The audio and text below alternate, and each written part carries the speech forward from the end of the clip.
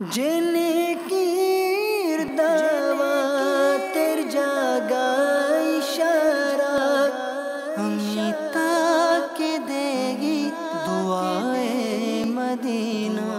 अऊज़ु बिल्लाहि मिनश शैतानिर रजीम। बिस्मिल्लाहिर रहमानिर रहीम। तबारकल्लज़ी बियदिहिल मुल्कु व हुवा अला कुल्लि शैइन क़दीर। الذي خلق الموت والحياة ليبلوكم أيكم أحسن عملا وهو العزيز الغفور.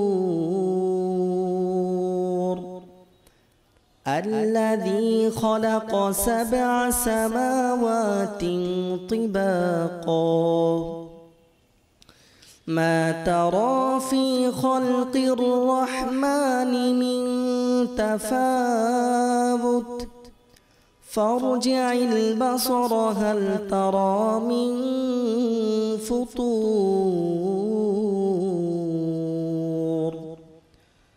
ثم ارجع البصر كرتين ينقلب إليك البصر خاسئا وهو حسير. ولقد زينا السماء الدنيا بمصابيح وجعلناها رجوما للشياطين وأعتدنا لهم عذاب السعير. وللذين كفروا بربهم عذاب جهنم وبئس المصير. إذا ألقوا فيها سمعوا لها شهيقا وهي تفور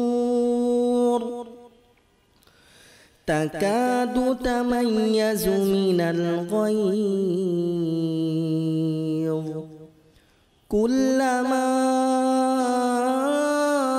ألقي فيها فوج سألهم خزنتها ألم يأتكم نذير قالوا بلى قد جاءنا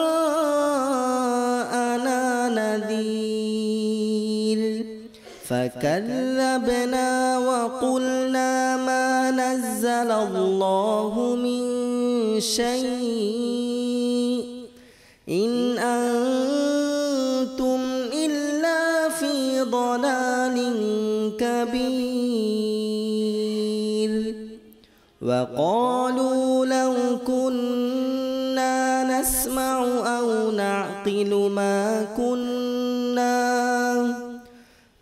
نعقل ما كنا في أصحاب السعير.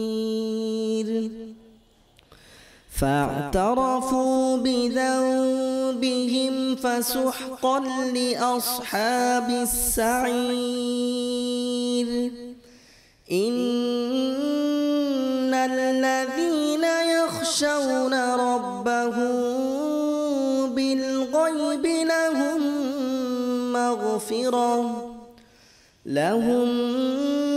مغفرة وأجر كبير. وأسروا قولكم أو اجهروا به إنه عليم بذات الصدور. ألا يعلم من خلق وهو اللطيف الخبير. الذي جعل لكم الأرض ذلولا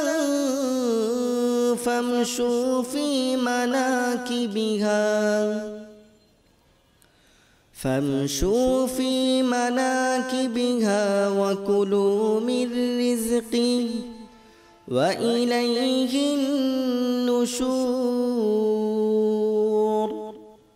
أأمنتم من في السماء أن يخسف بكم الأرض فإذا هي تمور أم أمنتم من في السماء أن يرسل عليكم حاصبا فستعلمون كيف نذير ولقد كذب الذين من قبلهم فكيف كان نكير أولم يروا إلى الطير فوقهم صافات ويقبضن ما يمسكهن إلا الرحمن إنه بكل شيء بصير أمن هذا الذي هو جند لكم ينصركم من دون الرحمن إن الكافرون إلا في غرور أمن هذا الذي يرزقكم إن أمسك رزقه بل لجوا في عتو ونفور أفمن يمشي مكبا على وجهه أهدى أمن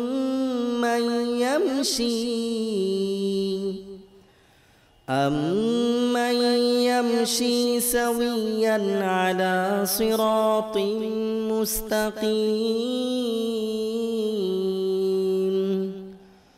قل هو الذي أنشأكم وجعل لكم السمع والأبصار والأفئدة قليلا ما تشكرون قل هو الذي ذرأكم في الأرض وإليه تحشرون ويقولون متى هذا الوعد إن كنتم صادقين قل إنما العلم عند الله وإنما أنا نذير مبين فلما رأوه زلفة سيئت وجوه الذين كفروا وقيل هذا الذي كنتم به تدعون قل أرأيتم إن أهلكني الله ومن معي أو رحمنا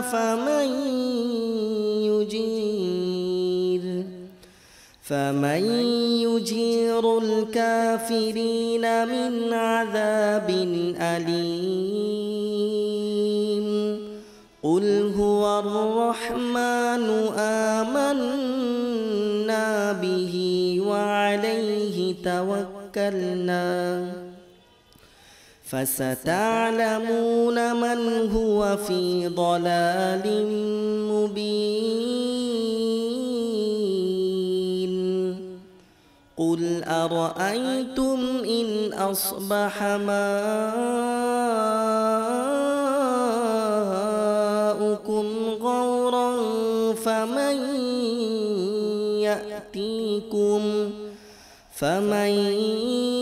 يأتيكم بماء معين الله يأتينا وهو رب العالمين صدق الله العظيم صلى الله عليه يا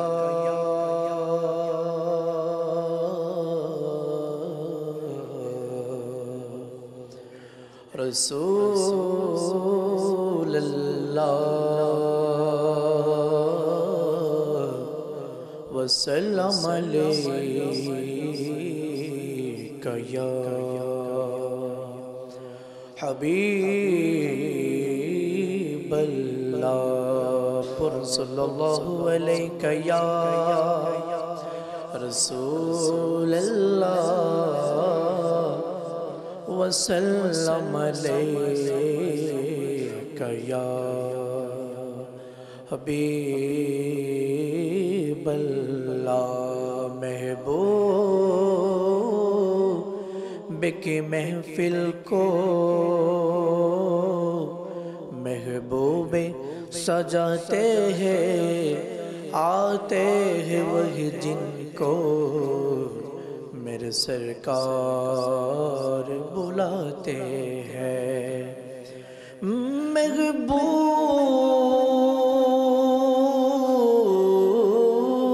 महबूब की महफिल को महबूब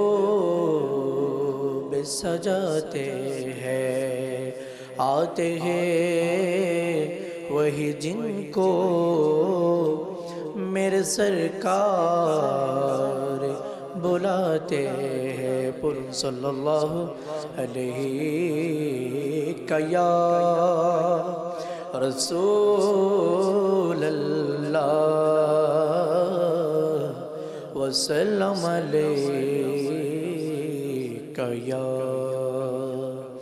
हबीब अल्लाह वसल्लम अलैका या हबीब अल्लाह।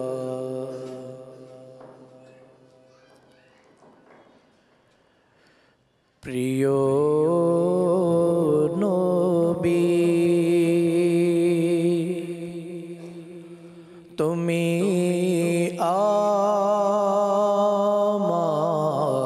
আমার ডাকো তবু প্রিয়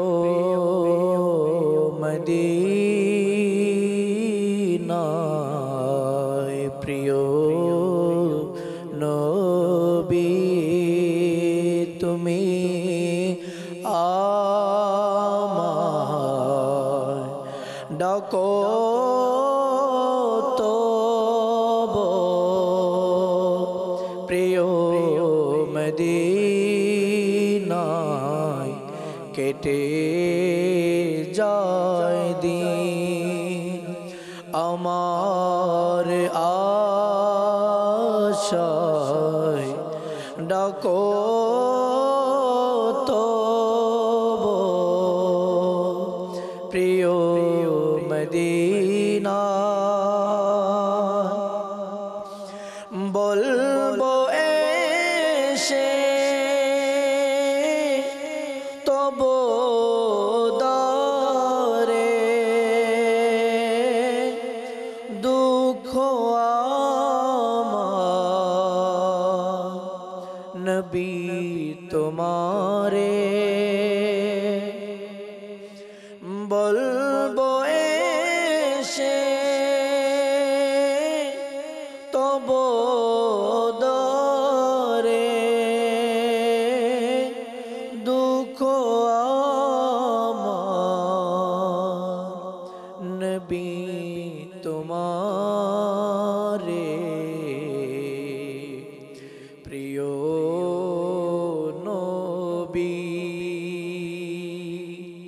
যদি আমায় প্রিয় নবী যদি আমায় ডাকো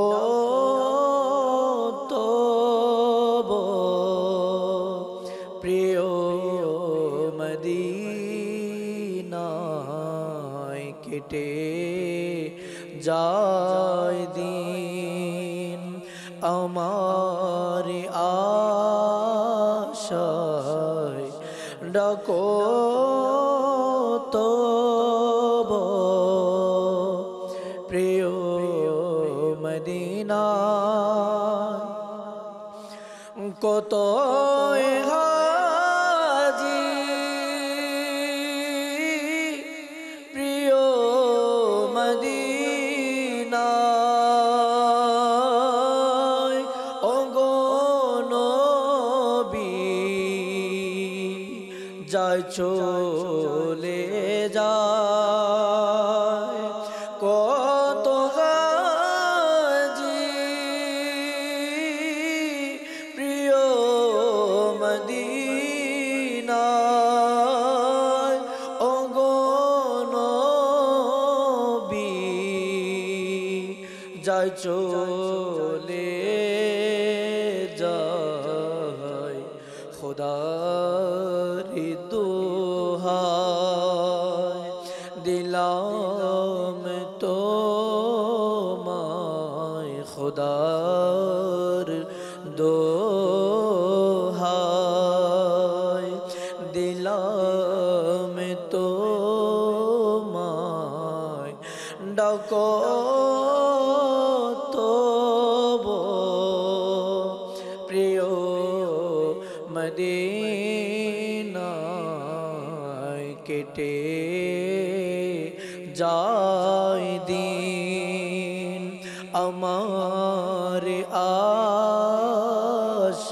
আশায় ডাকো তবু প্রিয়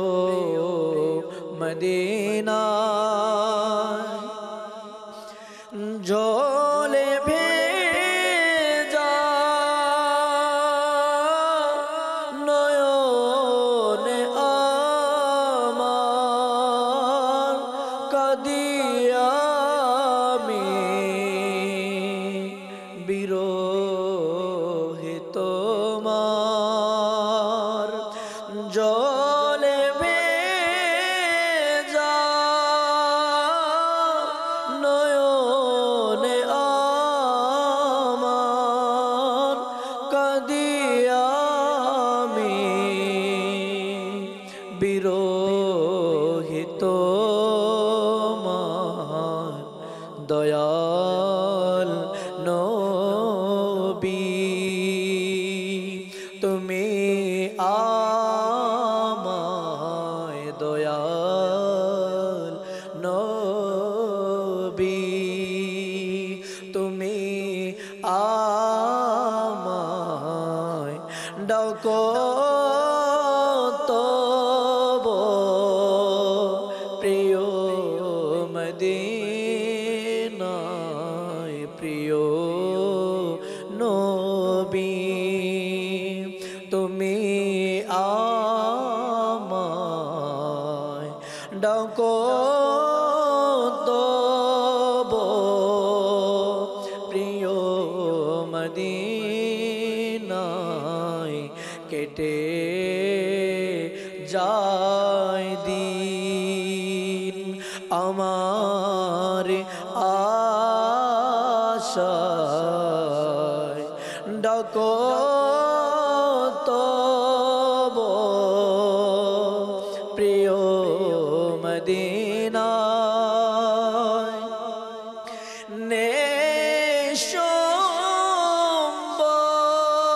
নেশম্বর কাছে আমার কেমনে যাব মদিনা তোমার নেশম্বর কাছে আমার কেমনে যাব মদিনা তোমার দয়াল নবী খোদার দোহায় দয়াল নবী খোদার দোহায় ডাকো তব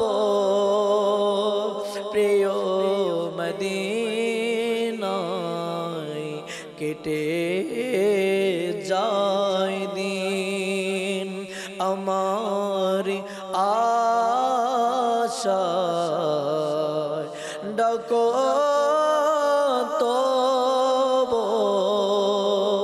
প্রিয় মদিনায় প্রিয় নবী তুমি আমার ডাকো তব প্রিয় মদিনায় কেটে যায় দিন আমার আশায় ডাকো তব প্রিয় মদিনা। আলহামদুলিল্লাহি রাব্বিল আলামিন ওয়াসসালাতু ওয়াসসালামু আলা সাইয়্যিদিল মুরসালিন আম্মা বা'দ ফাআউযু বিল্লাহি মিনাশ শাইতানির রাজীম বিসমিল্লাহির রহমানির রহিম আসসালাতু ওয়াসসালামু আলাইকা ইয়া রাসূলুল্লাহ ওয়া আলা আলিকা ওয়া আসহাবিকা ইয়া হাবিবাল্লাহ আসসালাতু ওয়াসসালামু আলাইকা ইয়া নবিয়াল্লাহ وعلى آلك وأصحابك يا نور الله রসুল করিম সাল্লাল্লাহু আলাইহি ওয়াসাল্লামের উপর দরুদ শরীফ পাঠ করার ফজিলত কিতাবের মধ্যে বর্ণিত রয়েছে, যেটা তিরমিজি শরীফের 144 পৃষ্ঠার 484 হাদিসে মুবারকার মধ্যে আসছে। প্রিয় নবী রসুল আরবি হুজুর করিম সাল্লাল্লাহু আলাইহি ওয়াসাল্লাম ইরশাদ করেন, কিয়ামতের দিন আমার সবচেয়ে নিকটতম ব্যক্তি সেই হবে যে আমার উপর অধিক হারে দরুদ শরীফ পড়বে। আসুন মোহাব্বত নিয়ে দরুদ শরীফ পাঠ করি। সাল্লু আলাল হাবিব সাল্লাল্লাহু তাআলা আলা মুহাম্মদ সাল্লাল্লাহু তাআলা আলাইহি ওয়াসাল্লাম। দরুদে পাক এর কেমন কেমন পর্যায়ের নেকি, এটা কোন লেভেলের নেকি, যার বরকতে হুজুর করিম সাল্লাল্লাহু আলাইহি ওয়াসাল্লামের নৈকট্য অর্জন হয়। আলহাজ মুফতি আহমদ ইয়ারকান নাইমি রহমতুল্লাহ আলাই হাদিস পাকের ব্যাখ্যায় বলেন, কিয়ামতের দিন সবচেয়ে আরামে সেই হবে, বাল অবস্থার মধ্যে সেই থাকবে যে হুজুর করিম সাল্লাল্লাহু আলাইহি ওয়াসাল্লামের সাথে থাকবে। বিপদ দূর হয়ে যাবে, মুসিবত দূর হয়ে যাবে, পেরেশানি থাকবে না, কারণ হুজুর সাল্লাল্লাহু আলাইহি ওয়াসাল্লামের সঙ্গ পাবে। হুজুর আলাইহিস সালাতু ওয়াস সালামের নৈকট্য পাওয়ার, সঙ্গ পাওয়ার একটা মাধ্যম হচ্ছে দরুদ শরীফ পাঠ করা। তো আমরা দরুদ শরীফ এমন একটা উত্তম নেকি, যার দ্বারা সমস্ত নেকি দ্বারা সুবহানাল্লাহ সমস্ত নেকির মাধ্যমে জান্নাত লাভ হয়, আর দরুদে পাক পাঠ করা দ্বারা জান্নাতের দুলহা হুজুর সাল্লাল্লাহু আলাইহি ওয়াসাল্লামকে পাওয়া যায়। তো কে কে নিয়ত করে আমরা নবীর উপর মন খুলে অন্তরের অন্তঃস্থল থেকে ভালোবাসা নিয়ে দরুদ শরীফ পাঠ করব? আসুন মোহাব্বত নিয়ে একবার দরুদ শরীফ পাঠ করি। সাল্লু আলাল হাবিব সাল্লাল্লাহু তাআলা আলা মুহাম্মদ সাল্লাল্লাহু তাআলা আলাইহি ওয়াসাল্লাম। আল্লাহর হাবিব সাল্লাল্লাহু আলাইহি ওয়াসাল্লাম ইরশাদ ফরমান, সত্য নিয়ত সবচেয়ে উত্তম আমল। তা আমরা নিয়ত করি আল্লাহ পাকের সন্তুষ্টির জন্য মনোযোগ সহকারে বয়ান শুনবো। যারা মাদানী চ্যানেলে দেখতে পাচ্ছেন আপনারাও নিয়ত করুন, এবং আমরা সবাই নিয়ত করি ইলমে দ্বীন হাসিল করার নিয়তে বয়ান শুনবো, এবং যা শুনবো তা অপরের নিকট পৌঁছিয়ে দেব। এবং আল্লাহ পাকের দয়া মেহেরবানি হলে যদি মনে রাখতে পারি, ওই এলমটা ইনশাআল্লাহ নিজে আমল করে অপরকে উৎসাহ দিব যাতে সেও আমল করার সুযোগ পেয়ে যায়। আমি আল্লাহ পাকের সন্তুষ্টির জন্য বয়ান করার চেষ্টা করব। সাল্লু আলাল হাবিব সাল্লাল্লাহু তাআলা আলা মুহাম্মদ সাল্লাল্লাহু আলাইহি ওয়াসাল্লাম।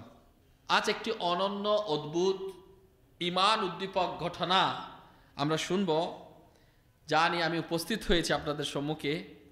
সুবহানাল্লাহ, আশিকদের হৃদয় আন্দোলিত হবে, খুশিতে আত্মহারা হবে এবং ঈমান উজ্জীবিত হবে। এমন সত্যিকার আশিকের রাসূল যদি কেউ হয়ে যেতে পারে তো নিয়ামত তার জন্যই। অন্তর ছটফট করবে, আল্লাহ পাকের রহমতের জন্য সে প্রত্যাশী হয়ে যাবে। আসুন আমরা হৃদয়ের কান দিয়ে মোহাব্বত সহকারে শুনি যে কি বিষয় শুনব, যে হুজুর সাল্লাল্লাহু আলাইহি ওয়াসাল্লাম জান্নাতে প্রিয় নবীর প্রতিবেশিত্ব। নবী করিম সাল্লাল্লাহু আলাইহি ওয়াসাল্লামের প্রতিবেশিত্ব কে পাবে, কারা পেয়েছিলেন, সে সম্পর্কে আমরা ইনশাআল্লাহ শুনব। এক আশিকানে রসুলের আকাঙ্ক্ষা,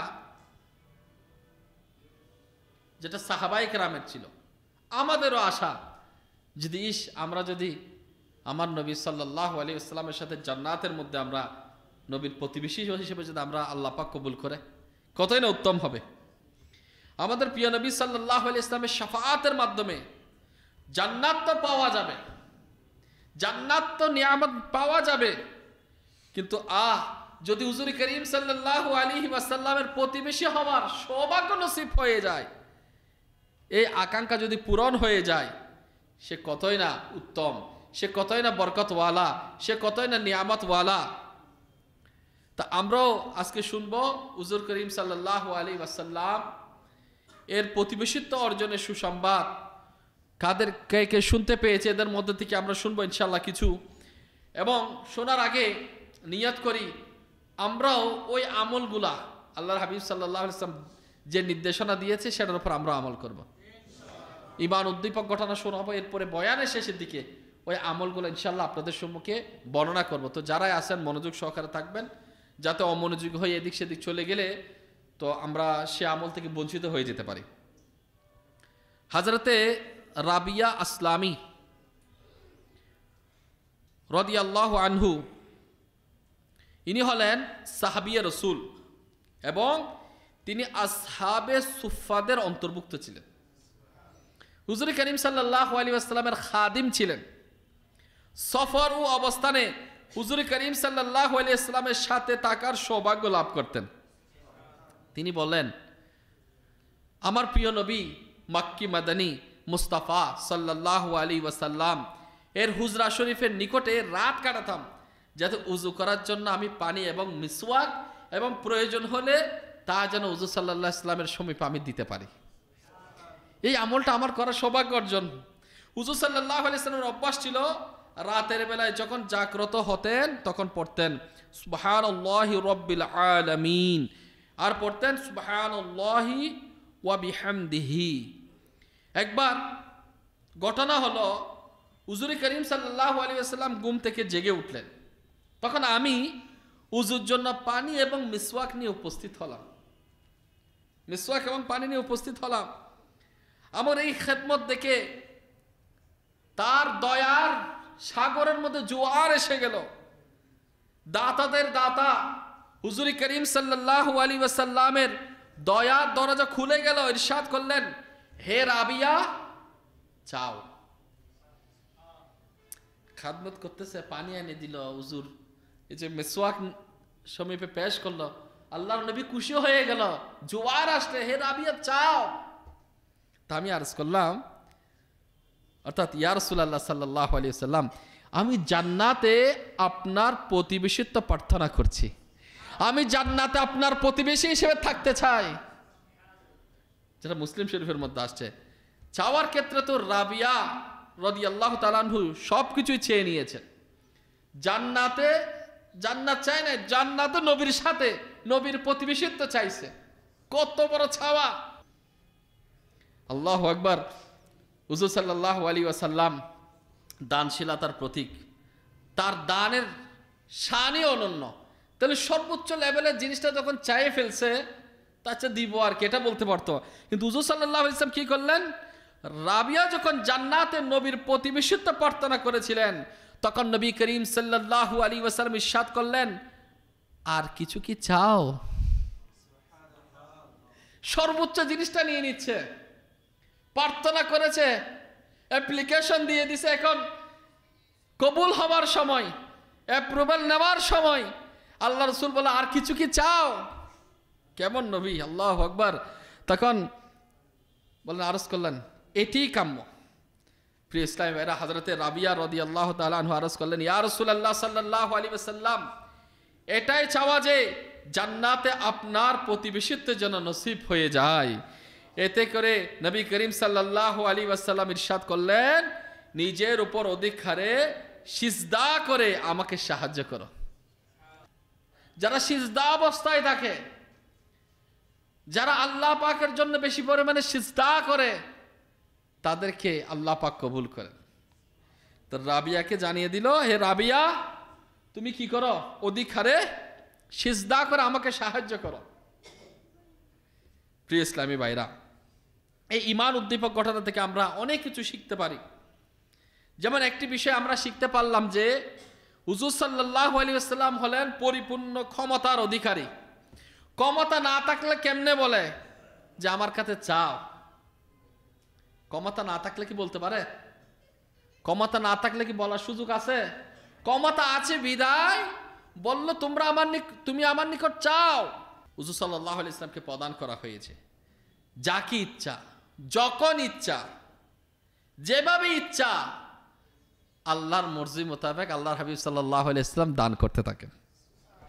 এই কারণে হুজুর সাল্লাল্লাহু আলাইহি ওয়াসাল্লাম হযরতে রাবিয়া রাদিয়াল্লাহু তাআলা আনহুকে সাধারণভাবে কোনো শর্ত ছাড়া ইরশাদ করলেন, সাল, অর্থাৎ চাও। কি চাওয়ার আছে? হে রাবিয়া, কোনো বাধা নেই।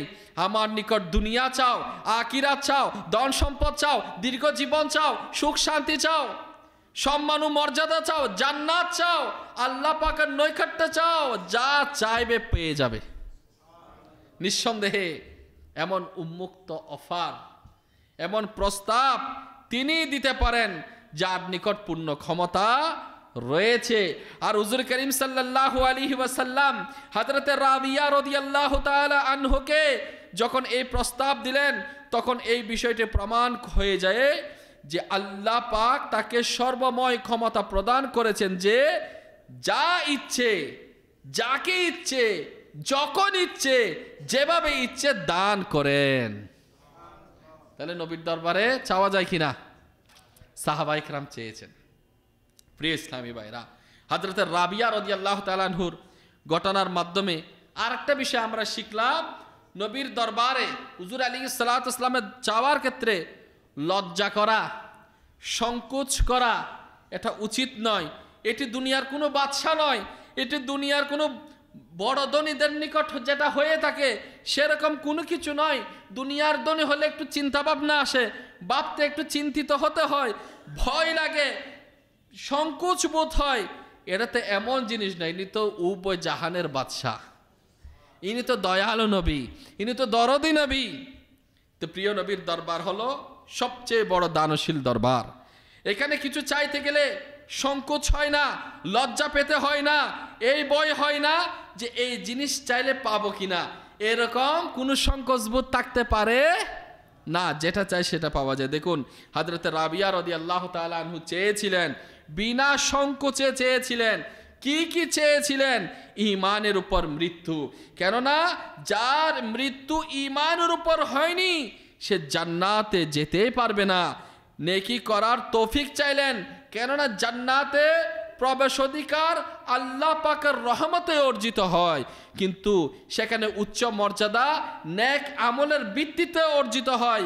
কিয়ামতের দিনে আমলের গ্রহণযোগ্যতা চাইলেন, কারণ যার আমল গ্রহণযোগ্য হবে না, প্রত্যাখ্যান করা হবে, সে জান্নাতে উচ্চ মর্যাদা কিভাবে পাবে? অতঃপর জান্নাতে খুবই উচ্চ মর্যাদাও চাইলেন এবং নবী করিম সাল্লাল্লাহু আলাইহি ওয়াসাল্লাম এই সব কিছু তার সাহাবী রাদিয়াল্লাহু তাআলা আনহুকে প্রদান করে দিলেন। এ থেকে জানতে পারলাম আমরাও হুজুর করিম সাল্লাল্লাহু আলাইহি ওয়াসাল্লামের নিকট ঈমান, সম্পদ, সন্তান, সম্মান, জান্নাত সব কিছু চাইতে পারি, এই চাওয়া হলো সাহাবীদের সুন্নাত। কারণ ক্ষমতা কে দিয়েছেন? একটা আওয়াজ করে বলেন, ক্ষমতা কে দিয়েছেন? তো রব তাআলা আল্লাহ রব্বুল আলামিন দিয়েছেন, তার হাবিবকে দিয়েছেন। কতটুক দিয়েছেন, কেমন দিয়েছেন, সেটা আল্লাহর হাবিবের যিনি মালিক, হাবিবের মালিক যিনি রব রয়েছেন, আমার আল্লাহ তাআলা ভালো জানেন, যাকে দিয়েছেন সে ভালো জানেন।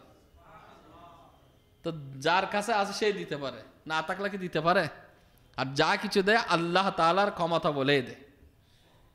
আল্লাহ পাক যদি মালিকানা দিয়ে দেয় যে দিতে থাকেন, তো দিতে পারবে কিনা?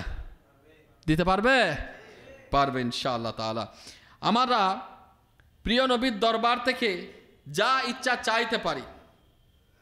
হুজুর করিম সাল্লাল্লাহু আলাইহি ওয়াসাল্লাম আমাদের তা দানও করতে থাকেন।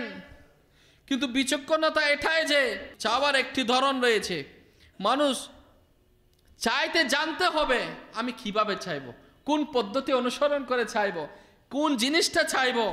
নিঃসন্দেহে আমাদের প্রিয় নবী সাল্লাল্লাহু আলাইহি ওয়াসাল্লামের নিকট দিন ও দুনিয়ার সমস্ত কল্যাণে চাইতে পারি। কিন্তু আপনি নিজেই ভাবুন, মদিনায় হাজির হয়েছেন, সোনালী রাজার সামনে দাঁড়িয়ে আছেন, ছোটখাটো জিনিস চাইবেন, ভালো লাগবে? কখনোই না। দরবার যখন বড়, তখন বড় কিছু চাইতে হবে। দরবার যখন বড়, বড় কিছু চাও। দেখুন হযরত রাবিয়া রাদিয়াল্লাহু তাআলা আনহু কেমন নিয়ামত চেয়েছিলেন, আরজ করলেন, ইয়া রাসূলুল্লাহ, জান্নাতে আপনার প্রতিবেশী হিসেবে থাকতে চাই। তাহলে জান্নাতে প্রতিবেশী হতে হলে একটার ভিতর কতগুলা? ঈমান নিয়ে, বলেন না, ঈমান নিয়ে মরতে হবে। নেকি না থাকলে জান্নাতে কেমনে যাবে? ওই মর্যাদায় যাওয়ার জন্য ওই রকম নেকি লাগবে। তাহলে জান্নাতে নবী সাল্লাল্লাহু আলাইহি ওয়াসাল্লামের প্রতিবেশিত্ব চাওয়া মানে এর মধ্যে সবকিছু চলে আসছে। চাওয়ার মতো চাইতে হবে। তো আমরা নবী সাল্লাল্লাহু আলাইহি ওয়াসাল্লামের মোহাব্বত অন্তরে ধারণ করে আমল করব। এটার দ্বারা কি হবে? দুনিয়া এবং আখিরাতে মঙ্গল হবে। আল্লাহ পাক আমাদেরকে নসিব করুন।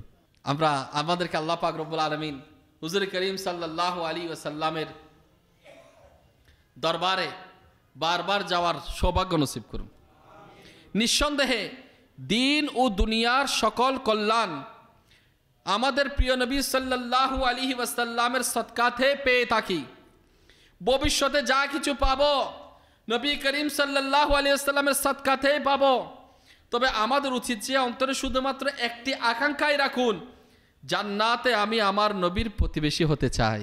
ইয়া রাসূলুল্লাহ সাল্লাল্লাহু আলাইহি ওয়াসাল্লাম, আমি জান্নাতে আপনার প্রতিবেশী হিসেবে থাকতে চাই। এর চেয়ে কম কোনো কিছুতেই সমঝোতা করা উচিত নয়। আমরা সাহাবায়ে কেরাম আলাইহিম রিদওয়ান থেকে এই শিক্ষাই পেয়ে থাকি। একবার প্রিয় নবী হুজুর করিম সাল্লাল্লাহু আলাইহি ওয়াসাল্লাম হযরতে উম্মে আম্মারা এর পুত্রকে উদ্দেশ্য করে ইরশাদ করেছিলেন, আল্লাহ পাক তোমার ফ্যামিলিকে সকলের উপর বরকত অবতীর্ণ করুন। সুবহানাল্লাহ, তোমার মায়ের মর্যাদা অমুকের চেয়ে উত্তম, তোমার সৎ পিতার মর্যাদা অমুকের চেয়ে উত্তম, তোমার মর্যাদা অমুকের চেয়ে উত্তম। হযরতে উম্মে আম্মারা রাদিয়াল্লাহু তাআলা আনহা যখন এই বিষয়টি শুনলেন, তখন আরজ করলেন, ইয়া রাসূলুল্লাহ সাল্লাল্লাহু আলাইহি ওয়াসাল্লাম, আমাদের জন্য দোয়া করুন যেন জান্নাতে আপনার প্রতিবেশিত্ব নসিব হয়ে যায়, জান্নাতে যেন আপনার প্রতিবেশী হিসেবে থাকতে পারি। নবী করিম সাল্লাল্লাহু আলাইহি ওয়াসাল্লাম দোয়া করলেন, হে আল্লাহ পাক, তাদেরকে জান্নাতে আমার সঙ্গী বানিয়ে দাও। হে আল্লাহ, তাদেরকে জান্নাতে আমার সঙ্গী বানিয়ে দাও। নবীর এই দোয়া শুনে হযরত উম্মে আম্মারা রাদিয়াল্লাহু তাআলা আনহা উচ্ছ্বাসে বললেন, আমি দুনিয়ায় কি পেলাম তাতে আমার কিছু যায় আসে না, কারণ আমার নবী আমার জন্য উত্তম দোয়াটা করে দিয়েছেন। একবার একজন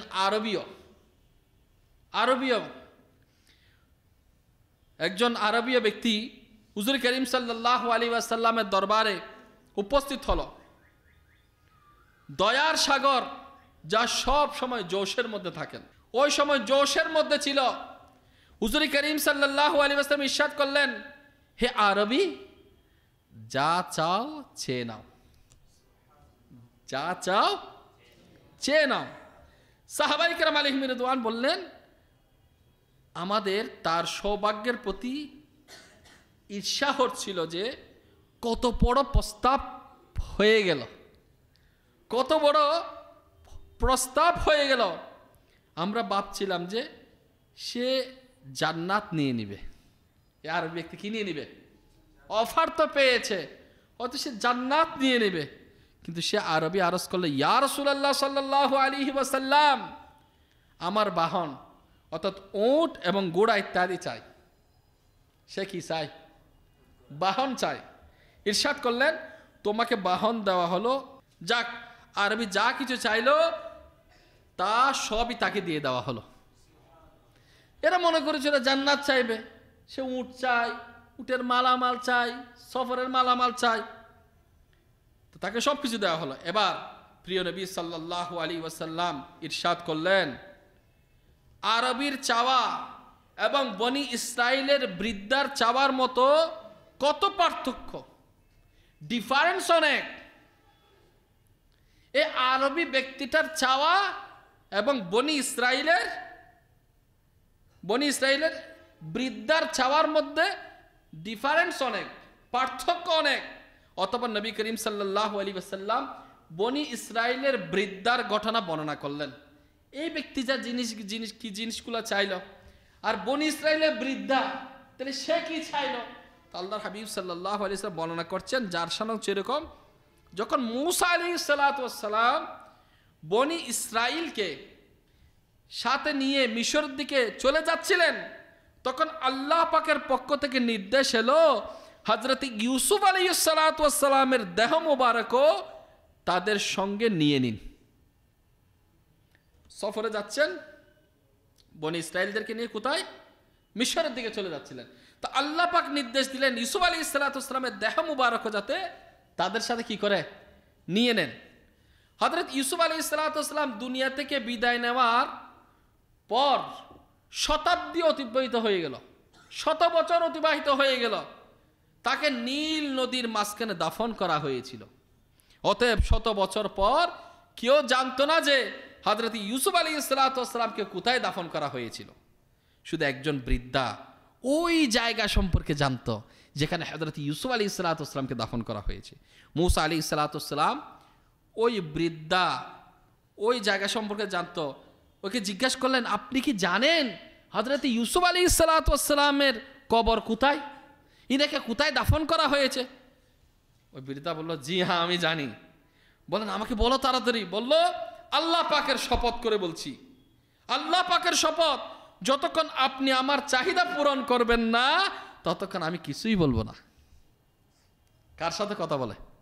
মূসা নবীর সাথে কথা বলে। আপনি যতক্ষণ বলবেন না ততক্ষণ আমি যেটা চাই ওটা আমার দিতে হবে, নাহলে আমি আপনাকে কিছুই বলবো না।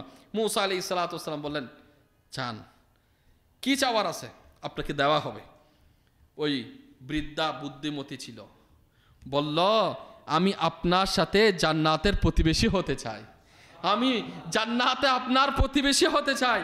মূসা আলাইহিস সালাতু ওয়াস সালাম বললেন, শুধু জান্নাত চেয়ে নিন। কি চাইতে বলে? জান্নাত চেয়ে নিন। বৃদ্ধা বলল, না, জান্নাতে চাই, জান্নাত পাইও মন ভরে না। সে কার সাথে থাকতে চাই? কার প্রতিবেশী? মূসা আলাইহিস সালাতু ওয়াস সালামের প্রতিবেশী হতে চাই। বৃদ্ধা বলল, না, আল্লাহ পাকের শপথ, আমি এর কমে একদম সন্তুষ্ট নই। আমি শুধু জান্নাত চাই না, বরং জান্নাতে আপনার প্রতিবেশিত্ব চাই। জান্নাতে কি চাই? আপনার প্রতিবেশিত্ব চাই। হযরত মূসা আলাইহিস সালাতু ওয়াস সালাম তাকে আরো বুঝালেন, কিন্তু তিনি তার দাবিতে একেবারে অনড়, দৃঢ়। তখন আল্লাহ পাক হযরত মূসা আলাইহিস সালাতু ওয়াস সালামকে ওহী প্রেরণ করলেন, ইরশাদ করলেন, হে মূসা, তোমার ক্ষতি কি? তোমার ক্ষতি কি?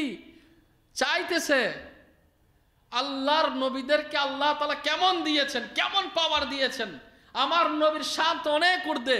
মূসা নবীকে আল্লাহ তাআলা জানিয়ে দিচ্ছেন, আপনার নিকট চাইছে, দিলে ক্ষতি কি?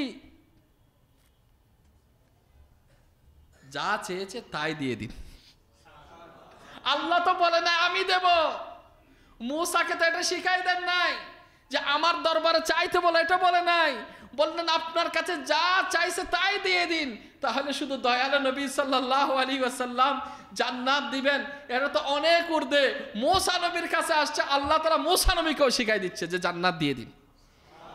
তো জান্নাত না থাকলে কি দিতে পারে? প্রতিবেশীতে দেওয়ার পাওয়ার যদি আল্লাহ না দেয় তাহলে কি দিতে পারে? তো আল্লাহ দিয়েছে বিদায় তো দিতে পারে। অতএব তার চাওয়া পূরণ করলেন। হযরত ইউসুফ আলাইহিস সালাতু ওয়াস সালামের পবিত্র দেহ নিয়ে যাত্রা করলেন। ওই বৃদ্ধা দেখাই দিল অমুক জায়গার মধ্যে ইউসুফ আলাইহিস সালাতু ওয়াস সালামকে দাফন করা হয়েছে।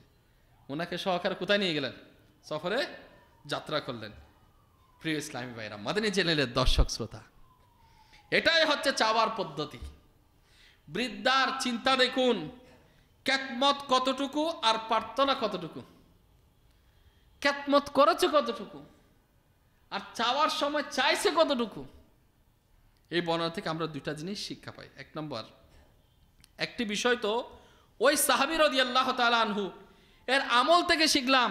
তিনি সাহাবা ছিলেন, হুজুর করিম সাল্লাল্লাহু আলাইহি ওয়াসাল্লামের নিকট দুনিয়ার জিনিস চেয়েছিলেন, নবী করিম সাল্লাল্লাহু আলাইহি ওয়াসাল্লাম তা প্রত্যাখ্যান করেননি। কার কথা বলছি? যে উট চাইছে, তাকে কি বাদ দেওয়া হয়েছে? বাদ দেনে, তার আশা পূরণ করা হয়েছে। এ থেকে জানা গেল দুনিয়ার ছোট ছোট চাহিদা হোক, প্রয়োজনীয়তা হোক, আমরা তাও হুজুর করিম সাল্লাল্লাহু আলাইহি ওয়াসাল্লামের দরবারে চাইতে পারি, এতে কোনো দোষ নেই। সেকেন্ড বিষয় হচ্ছে, আমরা জানতে পারলাম আমাদের প্রিয় নবী রাসূল করিম সাল্লাল্লাহু আলাইহি ওয়াসাল্লাম চান যে আমরা জান্নাতে তার প্রতিবেশিত্ব প্রার্থনা করি। আল্লাহ রাসূল সাল্লাল্লাহু আলাইহি ওয়াসাল্লাম ঘটনাটা বর্ণনা করছে। এই আরবি ব্যক্তি এবং বনি ইসরাইলের ওই বৃদ্ধার মধ্যে পার্থক্য তো অনেক। ওই তো জান্নাতে মূসা নবীর প্রতিবেশিত্ব চাইছে, তাহলে এর সাথে ডিফারেন্সটা বলে দিল না? আল্লাহর হাবিব এটাই চাচ্ছেন যে আমার উম্মত, আমার সাহাবীগণ, আমার উম্মতগণ আমার নিকট চাইলে বড় কিছু চাইবে, এমন চাইবে যে জান্নাতে প্রতিবেশিত্ব চাক। আল্লাহু আকবার, আল্লাহু আকবার।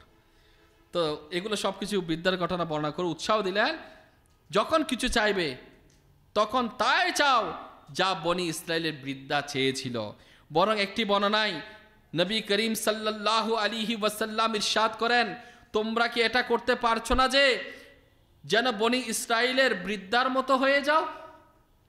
অর্থাৎ যেভাবে বনি ইসরাইলের বৃদ্ধা জান্নাতে তার নবী হযরতে মূসা আলাইহিস সালাতু ওয়াস সালামের প্রতিবেশিত্ব চেয়েছিলেন, তেমনি যখন চাওয়ার সুযোগ হবে তখন তোমরাও জান্নাতে আপন নবী সাল্লাল্লাহু আলাইহি ওয়াসাল্লামের প্রতিবেশী হিসেবে থাকার জন্য প্রার্থনা করো। আমার আমির আহলে সুন্নাতকে লাখো কোটি সালাম, ইলিয়াস কাদরিকে লাখো কোটি সালাম।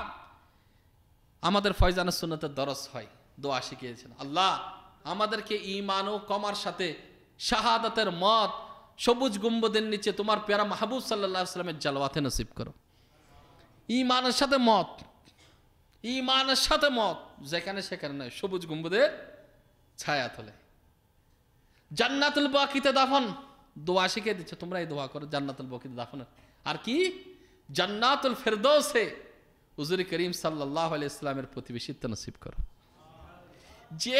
যে জিনিসটা স্বয়ং নবী সাল্লাল্লাহু আলাইহি ওয়াসাল্লাম উম্মতকে অফার করেছে, আমি গুনেহগার হতে পারি, আমি বদকার হতে পারি, আমি তো আমার নবী সাল্লাল্লাহু আলাইহি ওয়াসাল্লাম উম্মত রয়েছি, চাওয়ার ক্ষেত্রে কি আমি চাইতে পারি কিনা? তো আমরা চাইবো, আমরা চাইবো এবং জান্নাতে যাওয়ার আমলও করব। এবং আমল কি করলে জান্নাতে নবী সাল্লাল্লাহু আলাইহি ওয়াসাল্লামের সাথে থাকবো, সেটা বয়ানের শেষ ইনশাআল্লাহ আপনাদেরকে শোনাবো। তো মন দিয়ে শুনবেন। আল্লাহ পাক আমাদেরকেও বেশি পরিমাণে আমরা ইস্তেগাসা পাঠ করব। না দৌলত দে না শোহরত দে মুঝে বস ये সাআদত বে। আমির আহলে সুন্নাত কত সুন্দর দোয়া দিয়েছেন, দুনিয়ার মাল দৌলত চায় না, ইয়া রাসূলুল্লাহ আপনার কদমে থাকতে চাই। আমি গরিব হতে পারি, ইয়া রাসূলুল্লাহ যদি আপনি দেখে নেন গরিব হয়ে যাওয়া হয়ে যায়। মাল অনেকের আছে, যাইতে পারে না মদিনা, যাকে রাসূল সাল্লাল্লাহু আলাইহি ওয়াসাল্লাম দেখে নেন তিনি যাইতে পারেন। তো চাইবো, চাওয়ার মতো চাইবো। আল্লাহ পাক আমাদেরকে কবুল করে। আমির আহলে সুন্নাতের ইস্তেগাসা, ফরিয়াদ নবীর দরবারে, ইস্তেগাসাটাই বলা হয় যেটা হুজুর সাল্লাল্লাহু আলাইহি ওয়াসাল্লামকে স্মরণ করে করে ফরিয়াদ করা হয় নবীর বারগাহে। এই ফরিয়াদ আমরা করব। উর্দু পারলে ভালো, নাইলে বাংলাতে কালামগুলো আসার পাওয়া যায়, আমরা পড়ি। যদি ভাগ্যের চাগা, ভাগ্যের যদি আপনার চন্দ্র যদি উদিত হয়ে যায়, তো দুনিয়া আখিরাত কামিয়াব হয়ে যাবে। শেখ আব্দুল হক মুহাদ্দিস দেহলভী রাহমাতুল্লাহ আলাইহি বলেন, জান্নাতে প্রিয় নবী সাল্লাল্লাহু আলাইহি ওয়াসাল্লামের প্রতিবেশী হওয়া কেবল ইচ্ছাতে যথেষ্ট নয়, বান্দার উচিত যে তার জন্য মাধ্যম গ্রহণ করা, উত্তম নেকি ইবাদত করার মাধ্যমে নবী করিম সাল্লাল্লাহু আলাইহি ওয়াসাল্লামের নৈকট্য লাভ করা। হযরত রাবিয়া আসলামী রাদিয়াল্লাহু তাআলা আনহু এর ঘটনায় গভীর মনোযোগ দিন। তিনি জান্নাতে নবী করিম সাল্লাল্লাহু আলাইহি ওয়াসাল্লামের প্রতিবেশিত্ব প্রার্থনা করেছিলেন। তখন হুজুর সাল্লাল্লাহু আলাইহি ওয়াসাল্লাম তাকে কি শিখিয়ে দিয়েছিলেন?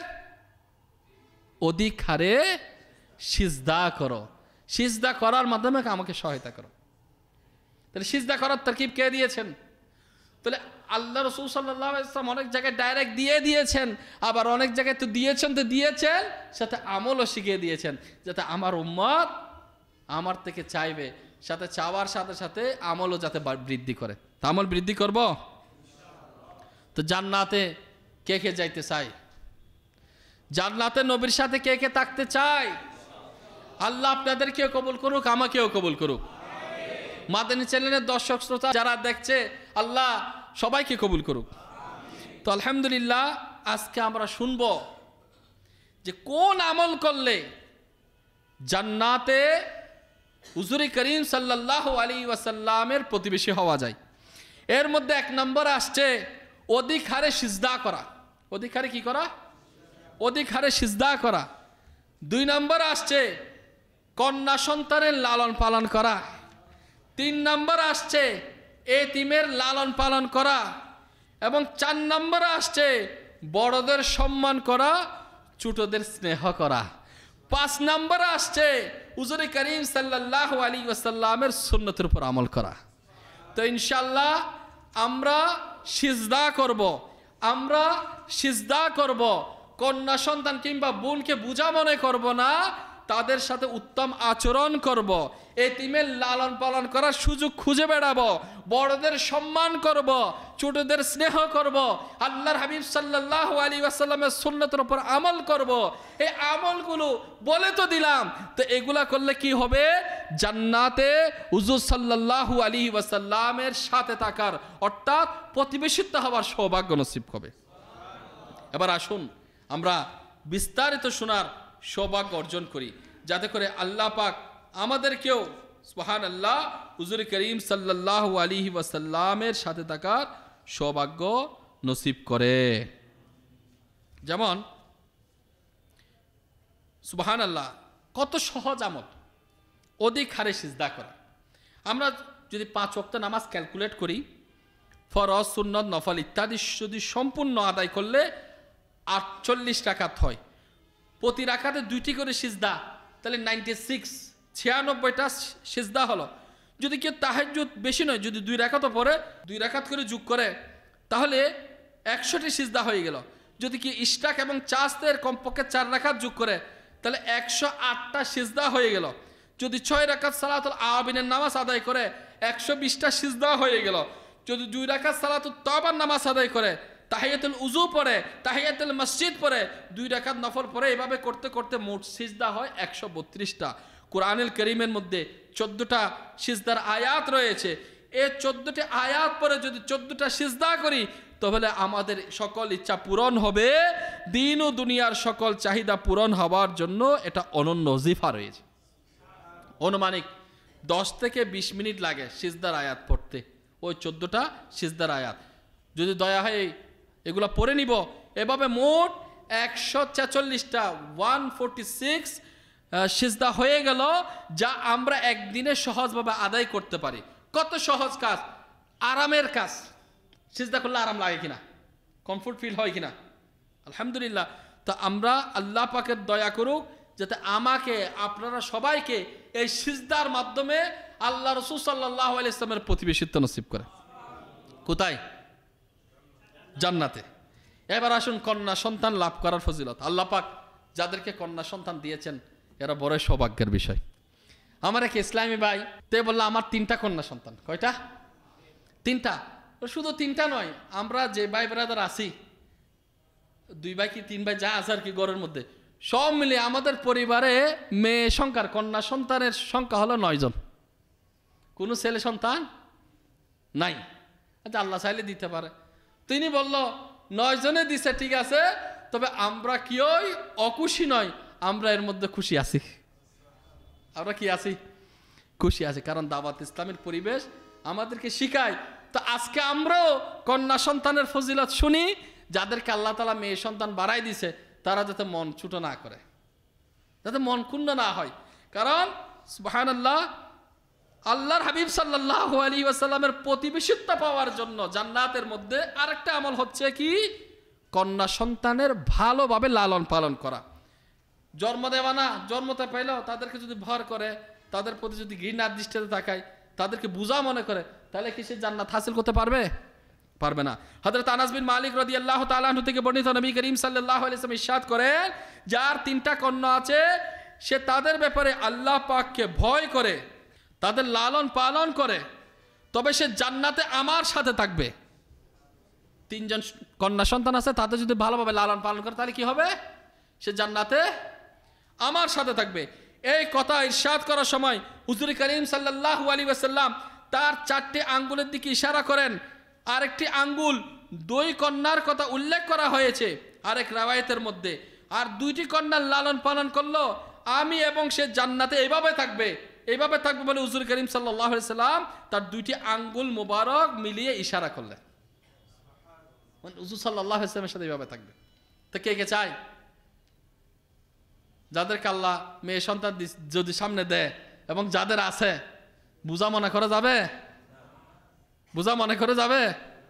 মাদানী চ্যানেলের দর্শক শ্রোতা, তাদেরকে আমরা ইনশাআল্লাহ শরীয়ত মোতাবেক চলাবো। মুফতি আহমদ ইয়ারকান নাইমি রাহমাতুল্লাহ আলাইহি বলেন, সাধারণত দুনিয়ার ব্যাপারে পুত্র সন্তানের ক্ষেত্রে তারা যুবককে আমাদের সেবা করবে, উপার্জন করে খাওয়াবে। কন্যাদের ব্যাপারে এরকম আশা থাকেন, তারা তো বিয়ে দেওয়া হবে। তো তাদের লালন পালন করার ক্ষেত্রে ধৈর্য ধারণ করা লাগে। এই ধৈর্য ধারণ করাটা সওয়াবের কাজ, মেয়ে কিংবা বোন 2টার ব্যাপারে। আরেক স্থানে বলে, আনন্দের সাথে 2টি কন্যাকে লালন পালন করা, যদি নিজের মেয়ে কিংবা বোন হোক বা এতিম মেয়ে, কিয়ামতের দিন হুজুর করিম সাল্লাল্লাহু আলাইহি ইসলামের নৈকট্য অর্জনের মাধ্যম হবে। হুজুর সাল্লাল্লাহু আলাইহি ইসলামের নৈকট্য যে লাভ করবে তার তো উভয় জাহানের সফলতা হয়ে যাবে। তো কে কে চাই? আমরা জানাই দিব। আপনি দেখবেন গ্রামের মধ্যে, সমাজের মধ্যে অনেকে বলে, ভাই দোয়া করে, আমার কোনো ছেলে সন্তান নাই। সে যদি আফসোস করে, আপনার দায়িত্ব হলো আল্লাহর হাবিব সাল্লাল্লাহু আলাইহি ইসলামের বাণীটা পৌঁছে দেওয়া। আপনি কি নারাজ হবেন নাকি জান্নাতে নবীর সাথে থাকতে চান, এরা জানাই দিবেন। তো ইনশাআল্লাহ সে কোনোদিন মেয়ে সন্তানকে, কন্যা সন্তানকে কোনোদিন বোঝা মনে করবে না। এবার আসুন এতিমের লালন পালন করা। হাদিসে পাকের মধ্যে রয়েছে, যে 3 জন এতিমের ভরণ পোষণ করলো, সে রাতের বেলা ইবাদতকারী, দিনের বেলা রোজাদার এবং সকাল সন্ধ্যা আল্লাহ পাকের পথে জিহাদকারীর ন্যায় আমি এবং সে জান্নাতে এভাবে একসঙ্গে থাকবো, যেমনটি এই 2টি আঙ্গুল। অথবা নবী করিম সাল্লাল্লাহু আলাইহি সাল্লাম শাহাদাত এবং মধ্য আঙ্গুল একসাথে মিলালেন। এক এক সময় এক এক জায়গায় এক একটা ইরশাদ করলেন। আজকে বয়ানের মধ্যে সবগুলো একত্রিত করা হলো। কি কি আমল করলে জান্নাতে নবীর সাথে থাকা যাবে, প্রতিবেশিত্ব পাওয়া যাবে। বুখারী শরীফের মধ্যে রয়েছে, যদি কোনো একজন এতিমকে লালন পালনের সুসংবাদ দেওয়া হয়েছে, যদি কোনো একজন এতিমকে যদি কেউ লালন পালন করে, হুজুর করিম সাল্লাল্লাহু আলাইহি ওয়াসাল্লাম শাহাদাত এবং মধ্যম আঙ্গুল দিয়ে ইশারা করে দেখিয়েছিলেন, যেটার মধ্যে কতটুকু দূরত্ব, বেশি কি দূরত্ব আছে, এভাবে ইরশাদ করেছেন। তো আল্লাহ পাক আমাদেরকে দয়া করুক। আল্লাহ পাক অনেককে তৌফিক দিয়েছেন। এতিম কারা? অনেকের বাবা মারা গেছে, অনেক বড় মানুষ দেখবেন, ভাই বাবা হারায়, বাবা মা হারায়, আমি এতিম হয়ে গেছি। এতিম কতক্ষণ থাকে বলেন তো? যতক্ষণ নাবালিগ থাকবে। তো ইসলামী শরীয়তের একটা সিস্টেম আছে যে নাবালিগ, সে তার যতক্ষণ পর্যন্ত নাবালিগ হবার যে নিদর্শন কিতাবের মধ্যে বর্ণিত আছে, ওই ততদিন পর্যন্ত যদি তার এই চিহ্নটা প্রকাশ না পায়, যদি প্রকাশ পেয়ে যায় সে তো বালিক হয়ে গেছে কিংবা বালিকা হয়ে গেছে। কিংবা একটা লিমিট দিয়েছে, ওই লিমিটের যদি ক্রস করে তার যদি চিহ্ন প্রকাশও না পায়, সেক্ষেত্রেও সে কি হয়ে যাবে, বালিক কিংবা বালিকার মধ্যে অন্তর্ভুক্ত হয়ে যাবে। তো এগুলো শেখার জন্য আসলে আমাদের জানা দরকার, বালিকা হলে কতদিন সময় লাগে, বালক হলে কতদিন সময় লাগে, এগুলো আজকের ইস্তেমার তো বিষয় না। তো এগুলো শেখার জন্য আমাদের মাদানী কাফেলা সফর করতে হবে, কোর্সে যেতে হবে, জানা আমাদের দরকার। বালিকের হুকুম কি, না বালিকের হুকুম কি জানা দরকার আছে না? অনেক ছোটো ছোটো মাসালা। নাইলে এখন বড় বড় মানুষই দেখবেন, বৃদ্ধ মানুষ, ভাই আমি বাবা হারা, আমি এতিম। বৃদ্ধ মানুষ কীভাবে এতিম হইল? উনি স্বজন হারা। তাহলে এতিম ওই যার মা বাবা মারা গেছে, সে কি আছে এখনো বালিক হয় না, প্রাপ্তবয়স্ক হয় নাই। তো আল্লাহ পাক আমাদের বোঝার তৌফিক দান করুন। তো জান্নাতে আমরা যাইতে চাই কিনা? চাই। চাইলে আরেকটা আমল বললাম, বড়দেরকে শ্রদ্ধা করো, সম্মান করো, আর ছোটদের স্নেহ করো। হুজুর করিম সাল্লাল্লাহু আলাইহি সাল্লাম আনাস রাদিয়াল্লাহু তাআলা আনহুকে উপদেশ স্বরূপ ইরশাদ করেন, হে আনাস, বড়দের সম্মান করো, ছোটদের স্নেহ করো, এভাবে তুমি জান্নাতে আমার সঙ্গ পেয়ে যাবে। সওয়াবুল ঈমানের মধ্যে আসছে। তো বড়দের সম্মান করব। অনেকে বড়দের সম্মান করে না, সোশ্যাল লাইফের মধ্যে বড়দের পাত্তাই দেয় না। আবার অনেক তো বড় এমন বড়, ছোটদের স্নেহই করে না, মানে সব সময় বক বক উল্টা সিধা মানে চলতেই থাকে। তো কেউ জ্ঞানে বড়, কেউ বয়সে বড়, কেউ সম্মানে বড়, কেউ পদবে বড়। একজন ইমাম সাহেব মনে করুন, তার বয়স কম, তার বয়স কি কম, কিন্তু সে ইমাম সাহেব। তাহলে সে আমাদের সবার থেকে সবার প্রথম কাতারে না, মশালা সবার সামনে না, তাহলে সে ইমাম হিসেবে আমাদের সবার থেকে শ্রদ্ধার পাত্র। আবার অনেকে বয়সে বড়, অনেকে বাবা আছে, লেখাপড়া বেশি করে না, কৃষকের কাজ করে, রিক্সা চালায়, খেটে খাওয়া মানুষ, বৃদ্ধ অবস্থায়, কিন্তু সে বয়সে বড়। তাহলে সে বয়সে বড় বিদায় তাকে বয়সে বড় সম্মান দিতে হবে। অনেকে জ্ঞানী গুণ, পদের কারণে বড়, ভালো দায়িত্বের মধ্যে আছে, সব কিছু মেনটেন করতেছে, তো সে দায়িত্বের কারণে সে বড়। তো যে স্থানে বড়, বড়দের কি দিতে হবে? সম্মান দিতে হবে। আর ছোটদের কি দিতে হবে? স্নেহ করতে হবে, আদব করতে হবে, সম্মান করতে হবে। আর একটা আমল আল্লাহ রাসূল সাল্লাল্লাহু আলাইহি ওয়াসাল্লাম শিখিয়ে দিয়েছেন, কি? আমার সুন্নতের উপর কি করলো? যদি কেউ আমল করে তো সুবহানাল্লাহ, আল্লাহ পাক রব্বুল আলামিন তাকেও জান্নাতে আমার প্রতিবেশিত্ব নসিব করবেন। তাও রাসূল আরবি সাল্লাল্লাহু আলাইহি ওয়াসাল্লাম হাদিসে পাকের মধ্যে আসছে যে হযরত আনাস রাদিয়াল্লাহু তাআলা আনহুকে ইরশাদ করলেন, বৎস, যদি তোমার সম্ভব হয় তাহলে সকাল সন্ধ্যা এমনভাবে কাটাও যাতে তোমার হৃদয়ে কারো প্রতি বিদ্বেষ না থাকে। কারো প্রতি বিদ্বেষ না রাখা, এটা নবীর সুন্নাত। কার সুন্নাত? পাগড়ি পরা এটা সুন্নাত, এটা সবাই জানে। মেসওয়াক করা সুন্নাত, এটা সবাই জানে। এটা সুন্নাত আজকে শিখে রাখি। মুসলমানকে বিদ্বেষ না করা, এটাও নবীর সুন্নাত। অতঃপর ইরশাদ করলেন হুজুর সাল্লাল্লাহু আলাইহি ওয়াসাল্লাম, এটাই আমার সুন্নাত। আল্লাহর হাবিব জানিয়ে দিচ্ছেন, বিদ্বেষ না করে, এটা আমার সুন্নাত।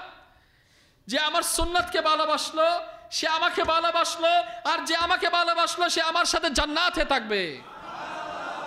একজন জান্নাতি মানুষ কাউকে বিদ্বেষ করতে পারে না। বললাম না, একটার সাথে একটা কানেক্ট। কেউ সম্মানের কারণে বড় হয়ে যায়, পদের কারণে কেউ বড় হয়ে যায়, কেউ জ্ঞানের কারণে বড় হয়ে যায়, কেউ এটা একটা পদ, তো ইমামতের একটা দায়িত্ব, তো দায়িত্বের কারণে বড় হয়ে যায়, কেউ বয়সের কারণে বড় হয়ে যায়। যে স্থানে বড় তাকে তার সম্মানটা দিতে হবে। তাহলে বিদ্বেষ কি থাকে? বিদ্বেষ কখন সৃষ্টি হয়? সেখানে আগায় যাচ্ছে, সেখানে এটা করতেছে, এগুলোর কারণে বিদ্বেষ সৃষ্টি। আল্লাহ পাক আমাদেরকে ক্ষমা করুক। আল্লাহ পাক আমাদের মধ্যে মনকে পরিষ্কার রেখে হিংসা বিদ্বেষ দূর করে কোমল হৃদয়ের, কোমল অন্তরের অধিকারী করে আল্লাহ রসুলের পেয়ারা হিসেবে কবুল করুক। আল্লাহ পাক আমাদেরকে আজকে যা শুনলাম এর উপর আমল করার তৌফিক দান করুন। আলহামদুলিল্লাহ, মীমাংসা করার মাদানী ফুল আমরা শ্রবণ করি, যাহাতেও আজকে ইস্তেমার বয়ানের মধ্যে আসছে, হাদিসে পাকের মধ্যে রয়েছে, সৃষ্টির মধ্যে সমঝোতা করে দাও, কারণ আল্লাহ পাক ও কিয়ামতের দিবসে মুসলমানদের মাঝে সমঝোতা করাবেন। তাহলে সমঝোতা কখন করাবে? ফাটল হইলে সমঝোতা। মানুষ ফাটল লাগবে, আর ফাটল লাগলে কি করবে? ফাটল আরো বলে আগুনের মধ্যে ঘি ডালে, এটা করা যাবে না? কি করতে হবে? সমঝোতা করতে হবে। মুসলমানদের মাঝে ভালোবাসা সৃষ্টি করা, সমঝোতা করানো হুজুর সাল্লাল্লাহু আলাইহি ওয়াসাল্লামের সুন্নাত। সুতরাং আমাদের প্রিয় নবী সাল্লাল্লাহু আলাইহি ওয়াসাল্লাম আউস ও খাজরাই দুই গোত্রের মাঝে সমঝোতা করিয়েছিলেন। মিথ্যা বলে দুইজন পুরুষ বা পুরুষ ও মহিলার মাঝে সমঝোতা করানো জায়েজ। অর্থাৎ এমন অবস্থা সৃষ্টি হয়ে গেছে, তখন মিথ্যা বলে হলেও কি করতে বলছে? সমঝোতা করতে বলছে, যেটা জাহান্নামে লে জানেওয়ালা আমল, এটার মধ্যে কিতাবের মধ্যে আসছে। সুতরাং হাদিস পাকের মধ্যে রয়েছে মিথ্যা কখনো সঠিক নয়, তবে তিনটে স্থান ব্যতীত। স্বামী স্বীয় স্ত্রীকে সন্তুষ্টি করার জন্য মিথ্যা বলা, মিথ্যা কখনো সঠিক নয়, তিনটা স্থান ব্যতীত, তিনটা অপশন, একটা সুযোগ আছে যে স্বামী স্বীয় স্ত্রীকে সন্তুষ্ট করার জন্য মিথ্যা বলা। নাম্বার 2, যুদ্ধে মিথ্যা বলা। এবং নাম্বার 3, মানুষের মাঝে সমঝোতা করার জন্য মিথ্যা বলা। তিনটি অবস্থায় মিথ্যা বলা জায়েজ, এতে গুনাহ নেই। যখন জালিম জুলুম করতে চায়, তার জুলুম থেকে বাঁচার জন্য মিথ্যা বলা জায়েজ। দুজন মুসলমানদের মধ্যে মতবিরোধ হলে তাদের উভয়ের মাঝে সমঝোতা করতে চাইলে, যেমন একজনের সামনে এটা বলে যে সে তোমাকে ভালো মনে করে, তোমার প্রশংসা করে বা তোমাকে সালাম দিয়েছে, অপরজনের সামনে গিয়েও এরকম কথাবার্তা বলে যাতে উভয়ের মধ্যে শত্রুতা কমে যায়। স্বামী তার স্ত্রীকে খুশি করার জন্য কোনো কথা বলা, স্বামী তার স্ত্রীকে খুশি করার জন্য কোনো কথা বলা যা সত্য নয়, অর্থাৎ খুশি করার জন্য। তো আল্লাহ পাক আমাদেরকে বোঝার তৌফিক দান করুক। তো মিথ্যা কি, কোনটা মিথ্যা পর্যায়ে পড়ে আমরা অনেকে জানি না। অনেকে ঘুষের লেনদেন মানে টাকা দিলে ওটা মানে ঘুষ, অনেক কিছু সুদ ঘুষ, কোন জিনিসটা অপশনটা আপনি দেওয়ার কারণে এটাও ঘুষের আওতায় পড়ে, কিংবা এমন কিছু আপনি বেনিফিট হাসিল করছেন যেটা সুদের আওতায় পড়ে, আমরা জানি না। টাকা আসলে হইল, আমরা জানি শুধু ব্যাংকে দিচ্ছে এটাই মনে হয় সুদ, কিন্তু আমাদের লেনদেনে কাজ কারবারে অনেক কিছু সুদ হয়ে যাচ্ছে, অনেক কিছু ঘুষের আওতায় পড়ে যাচ্ছে, অনেকগুলো কথা মিথ্যার আওতায় পড়ে যাচ্ছে। আবার অপশন হাদিসে পাকের মধ্যে কোন জায়গার মধ্যে আমাদেরকে ছাড় দেওয়া হয়েছে আমরা তো জানি না। যেখানে জায়েজ আছে সেখানে না জায়েজ বানাই দিচ্ছে মানুষ, আর যেখানে না জায়েজ সেখানে জায়েজ করে দিচ্ছে, জায়েজকে কি করে দিচ্ছে? না জায়েজ করে দিচ্ছে। অনেকে বলেন যে ব্যবসা মিথ্যা না বললে কি ব্যবসা হয়? নাউজুবিল্লাহ বলেন। ব্যবসার ক্ষেত্রে মিথ্যা বলার আশ্রয় নেওয়া যাবে না। আল্লাহ পাক আমাদেরকে বুঝার তৌফিক দান করুন। তো আলহামদুলিল্লাহ, হে মাদানী চ্যানেলের দর্শক শ্রোতা এবং উপস্থিত ইসলামী ভাইয়েরা, আগামী বৃহস্পতিবার সাপ্তাহিক সুন্নতে ভরা ইজতিমা ইনশাআল্লাহ আশিয়ান সিটিতে হবে। ঢাকা এয়ারপোর্ট শাহজালাল আন্তর্জাতিক বিমানবন্দরের পাশেই কিন্তু হাজি ক্যাম্প, ওই এর পাশেই কিন্তু আশিয়ান সিটি। তো আশিয়ান সিটির এ ব্লকে 19, 20, 21 ডিসেম্বর 3 দিনের সুন্নতে ভরা ইজতিমা অনুষ্ঠিত হবে। তো ওই ইজতিমার মধ্যে ইনশাআল্লাহ যদি আমরা আসি, মাদানী চ্যানেলের দর্শক শ্রোতা আপনারা যদি আসেন, এবং যারা শুনতে পাচ্ছে সোশ্যাল মিডিয়াতে, সাথে সাথে আমরা যদি ফিজিক্যালি ভাবে যদি উপস্থিত থাকি, আল্লাহর দরবারে দোয়া করি, আল্লাহ যে খাসলত তুমি পছন্দ করে না, তোমার পেয়ারা মাহবুব পছন্দ করে না, ওইটা আমাদের থেকে যাতে চলে যায়, যেটা করলে তুমি খুশি, তোমার হাবিব খুশি, ওই আমলটা যাতে আমাদের কাছে আসে। আল্লাহর দরবারে একটু হাত তুলে তাহাজ্জুদের নামাজ পড়ে পড়ে দোয়া করি। সুযোগ যদি চাই কোথায় যাব? 3 দিনের সুন্নতে ভরা ইজতিমায় যাব। আপনাদেরকে বলছি, আপনারাও সবাইকে নিয়ে আসুন, আমরা 3 দিনের সুন্নতে ভরা ইজতিমায় অংশগ্রহণ করি ইনশাআল্লাহ। আজকে তো আমরা এখানে ইজতিমা করছি, আগামী বৃহস্পতিবার সাপ্তাহিক সুন্নতে ভরা ইজতিমা আশিয়ান সিটি মাঠে হবে ইনশাআল্লাহ। সারা বাংলার মানুষ, টেকনাফ থেকে তেতুলিয়া, রূপসা থেকে পাতুরিয়া, বাংলার আনাচে কানাচ থেকে ইনশাআল্লাহ আশিকানে রসুলগণ সেখানে সমাবেত হয়ে যাবে। জায়গাটুকু আপনি নিয়ে নেন তাড়াতাড়ি যাইয়া, না হয় মানুষের দলের মধ্যে আপনি যে সুযোগটাকে না হাতছাড়া করবেন।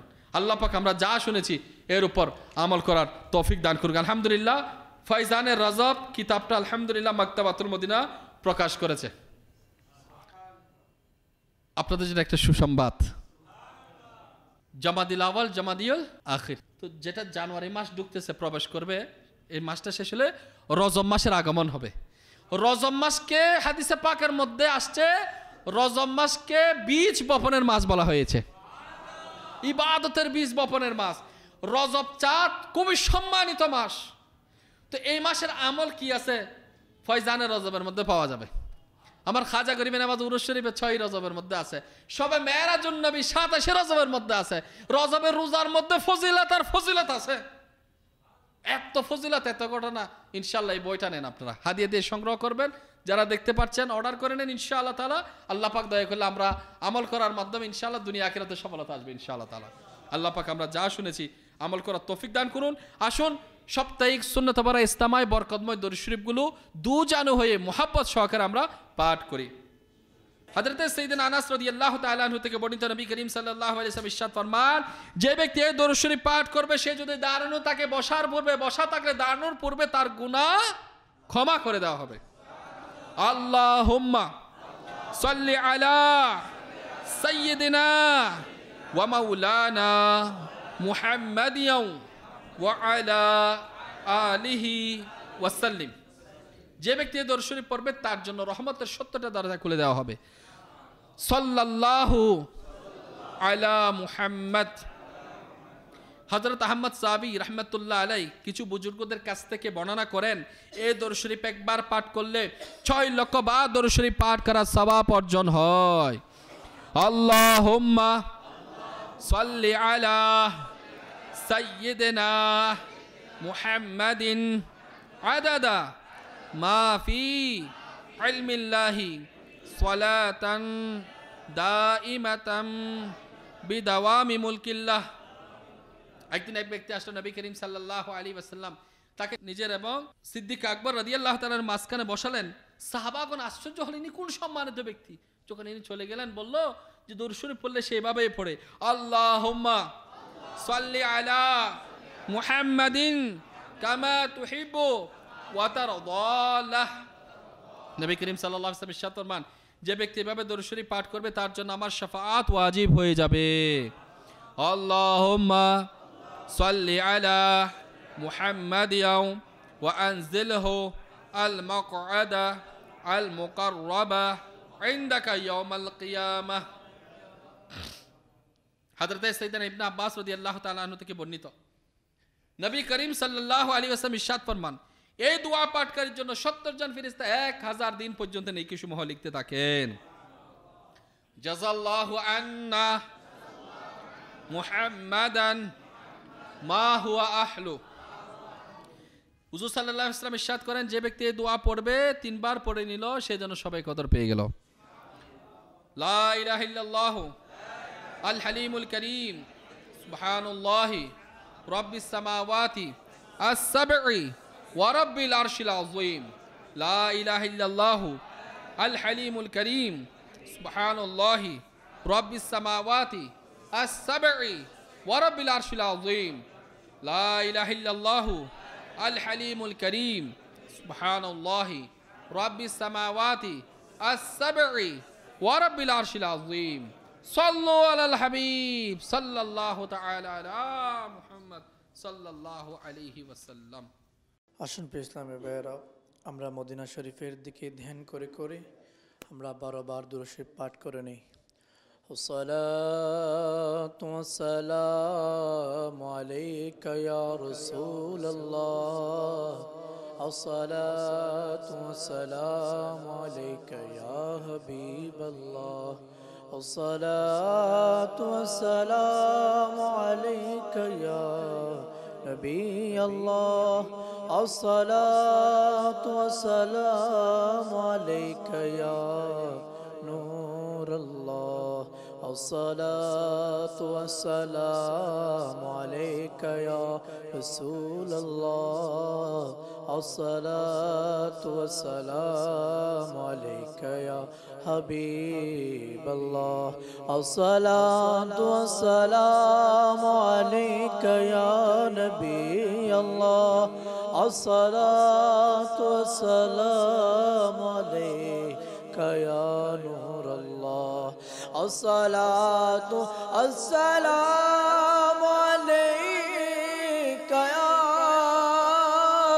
رسول الله، الصلاة والسلام عليك يا حبيب الله، الصلاة والسلام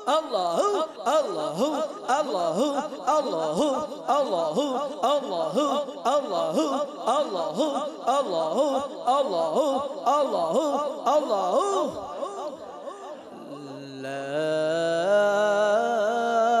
ইলাহা ইল্লাল্লাহ মুহাম্মাদুর রাসূলুল্লাহ সাল্লাল্লাহু তাআলা আলাইহি ওয়াসাল্লাম الصلاة والسلام عليك يا رسول الله الصلاة والسلام عليك يا حبيب الله الصلاة والسلام عليك يا نبي الله الصلاة والسلام عليك يا نور الله الصلاة والسلام عليك يا رسول الله الصلاة والسلام عليك يا حبيب الله الصلاة والسلام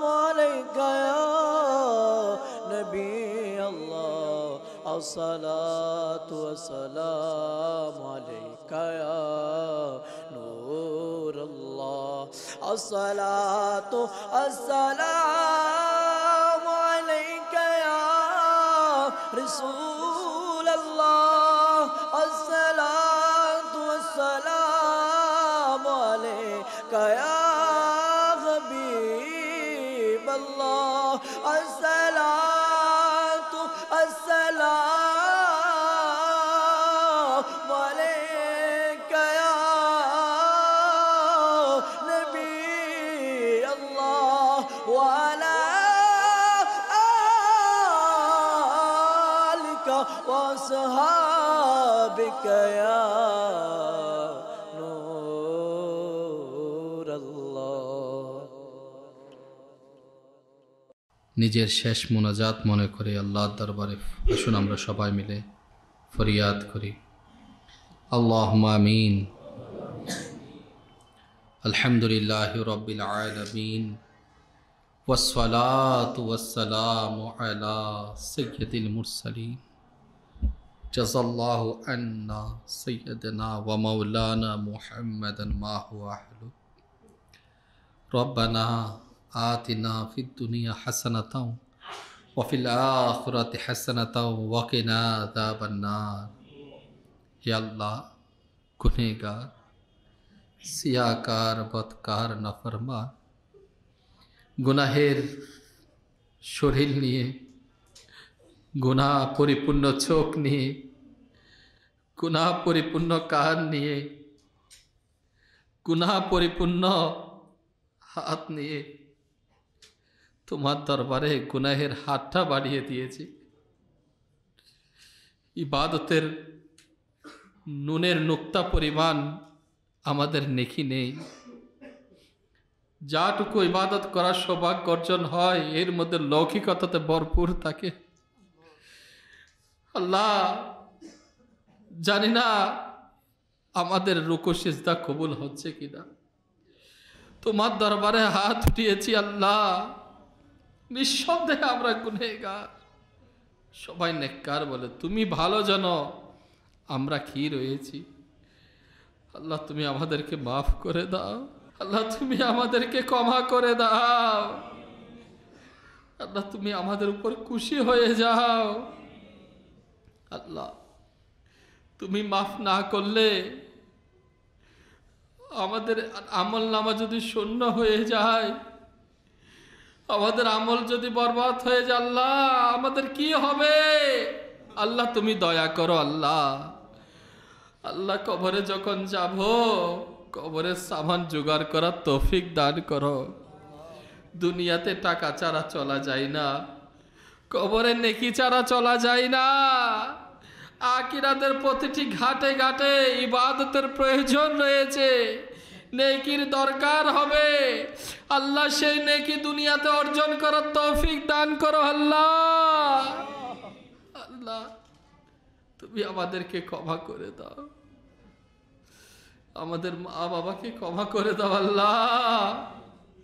অনেকের বাবা নেই, অনেকের মা নেই, অন্ধকার কবরে শহীদ হয়েছে আল্লাহ। জানি না খবরে কোন হালতে আছে আল্লাহ।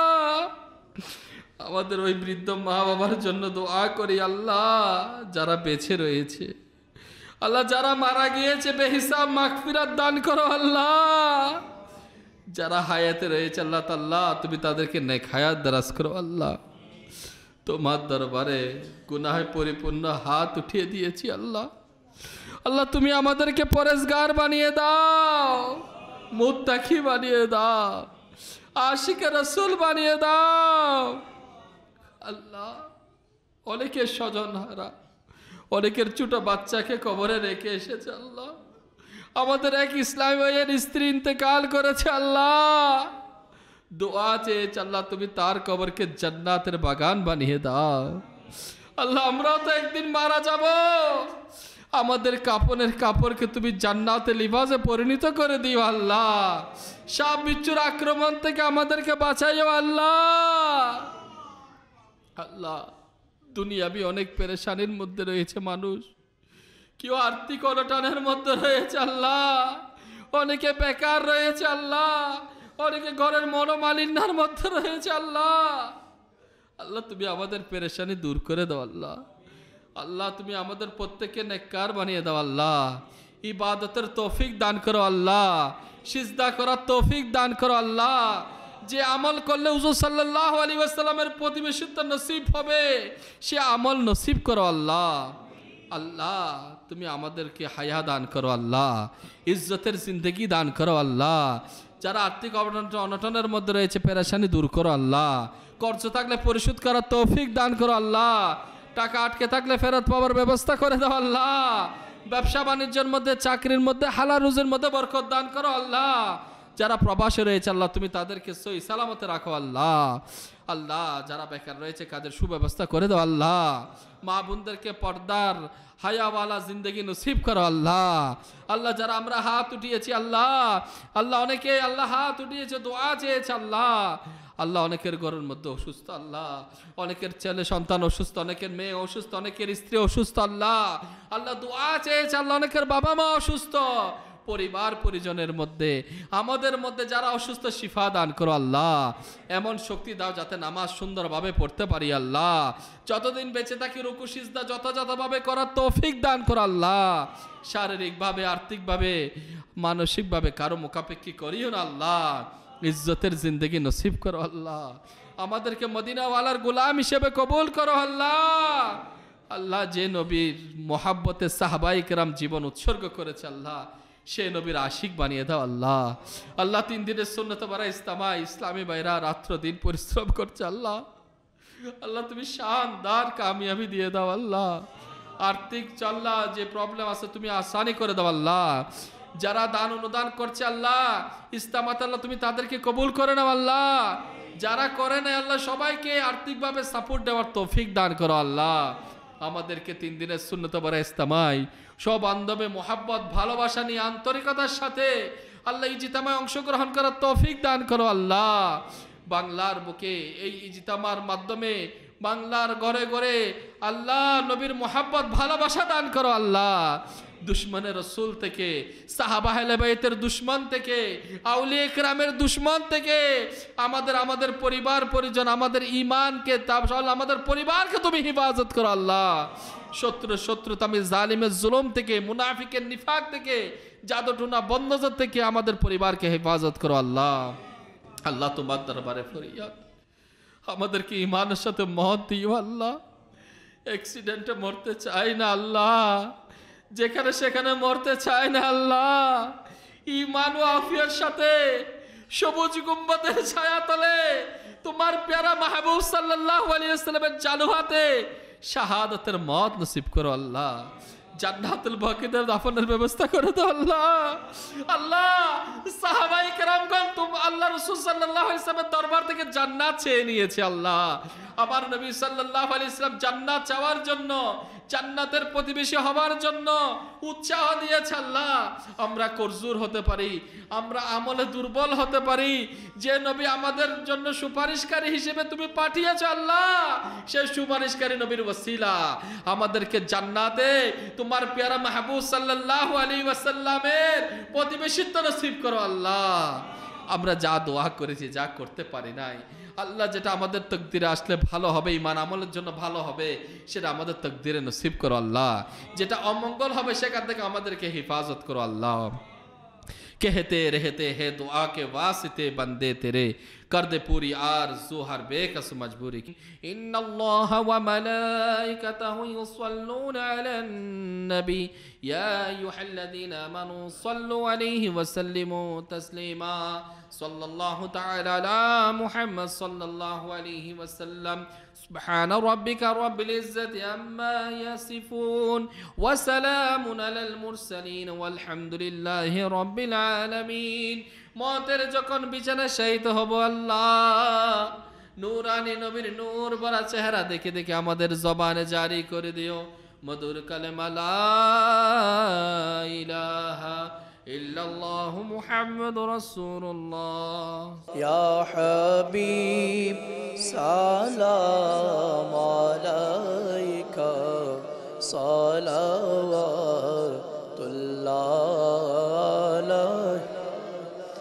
कलिमाते नबी जी अपनार नाम ओगो आजाने नबी अपनार नाम नमाजे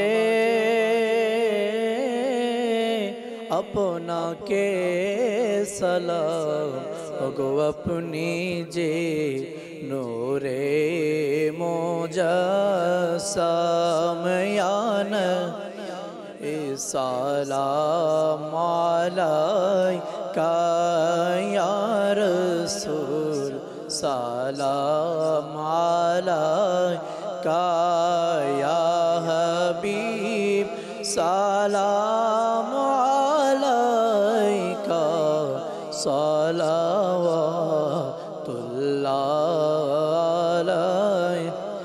मुस्तफ़ा जाने रहमत पेला को सलाम शम्अ बज़ में हिदायत पे लाखों गौसे आज़म इमाम तो कावन का जलवा ए शाने कुदरत पहला को सलाम मुस्तफ़ा जाने रहमत पे लाखों सलाम शम्अ बज़ में हिदायत पे लाखों डल दी कल्बों में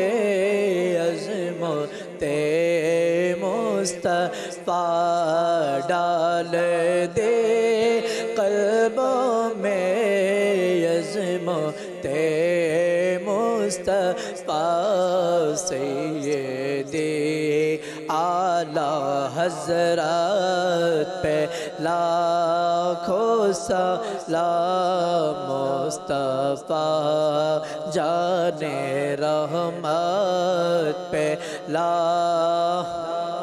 फैज़ से जिनके लाखों नमाज़े बने फैज़ से जिनके कोई में सजे उस मेरे अहले सुन्नत पहला को सलाम मुस्तफ़ा जाने रहमत पेला को सलाम शम्अ बज़ में हिदायत पे लाखों।